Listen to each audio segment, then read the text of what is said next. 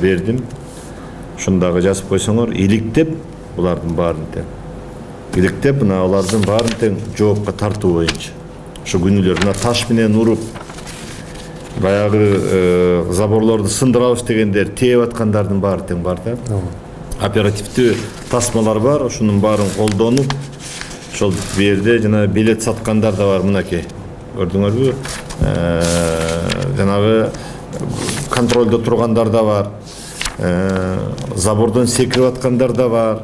Ар түрдүү жолдор менен болуп атат. Мына булардын баарына тең мен Ички иштер министрлигине тапшырма бердим. Булардын баарын иликтеп чыгып, ошо күнөөлөрдүн баарын издеп таап, сүрөттүн негизинде аналарды ар түрдүү мыйзамдын чегинде жоопко тартыш керек.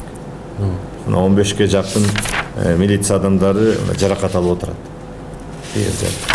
Эми албетте бул биз үчүн чоң спорт окуясы болду деп атпайм. Булар боюнча биз кылабыз. Спорт агенттигине тапшырма берген, алар дагы ошол 3 күндүн ичинде, 5 күндүн ичинде өздөрүнүн сунуштарын иштеп чыгып, алып келсин. Эмне үчүн ошол Спартак стадионун ушул абалга алып келишти? Эмне үчүн буга чейин кандайдыр иш-чаралар көрүлгөн эмес?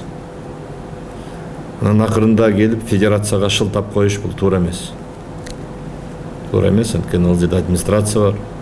Алар оперативдүү башкаруу бүгүнкү күндө ошо стадиондун ээси ошол. Анан мындан ары ошо федерациялар менен кантип иштейт? Бул өгөй балдардай карабаш керек да. Өз баладай багыш керек баарын. Мына берден түздөн түз көрдүм турат, ошол спорт агенттиги алыстап кеткен чоң спорттук оюндардан уюштуруу маселелеринен башка менен алек болуп жүрүшөт. Башка нерсе менен алек болуп жүрүшөт.